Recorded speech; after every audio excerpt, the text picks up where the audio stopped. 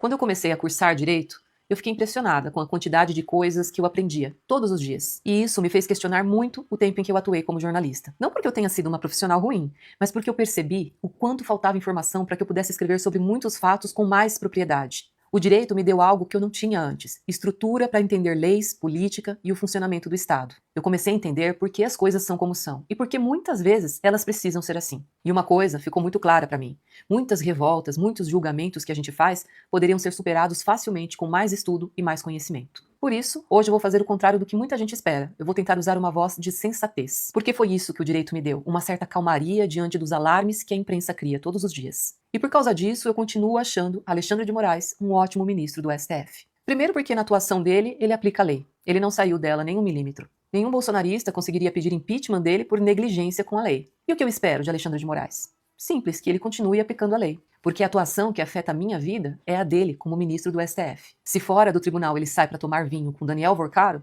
eu posso até achar que não deveria. E eu realmente acho. Mas quem sou eu para determinar como outra pessoa vive a sua vida pessoal? Eu posso determinar a minha forma de viver. Agora, se Alexandre de Moraes visitava Vorcaro, se conversava com ele no WhatsApp, se vai a jantares com políticos, e vai, ele e outros ministros do STF, ou se ele tem amizade com banqueiros, isso não afeta diretamente a minha vida. Afetaria se eu soubesse que nessas conversas ele estivesse dizendo que daria um jeitinho de apagar crimes dessas pessoas. Mas foi isso que aconteceu? Não. Ninguém pode dizer isso, porque não existem provas. E alguém pode dizer: ah, mas isso é ainda não há provas.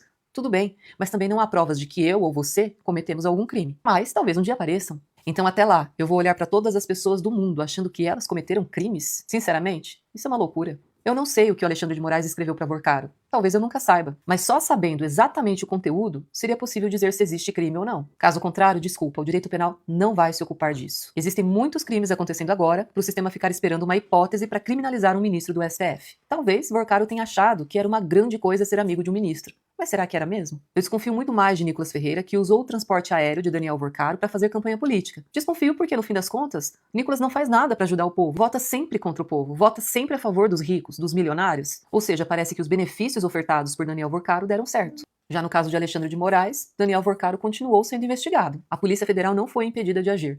Moraes não é relator do caso e Vorcaro foi preso um dia depois da conversa que teve com o ministro. Isso não é uma defesa de Alexandre de Moraes. Isso é uma defesa do Estado democrático de direito. Porque quando a gente aceita julgamentos sem prova, quando a gente aceita condenações feitas pela imprensa, qualquer pessoa pode ser a próxima vítima, inclusive você. Há pouco tempo, vimos uma mulher ser julgada em rede nacional, porque um amigo dela desapareceu numa trilha. No imaginário social, ela já tinha matado o amigo. E a sorte dela foi que o rapaz voltou vivo da floresta dias depois. Você lembra quando a Globo divulgou a gravação ilegal feita por Sérgio Moro de uma conversa entre a Dilma e o Lula? O Brasil parou. E no final, não havia nada de errado na conversa. O que era errado era o ato do juiz, gravar o que não devia e divulgar sem autorização legal. Levou anos de estrago para isso ser reconhecido. Gilmar Mendes depois disse que se arrependeu de ter sido manipulado e impedir que Lula se tornasse ministro da Dilma. A imprensa nunca se arrependeu da divulgação, nunca nem corrigiu o erro. E Sérgio Moro até hoje tem orgulho do que fez. Eu só sei de uma coisa, que desse lado da história é onde eu não quero estar.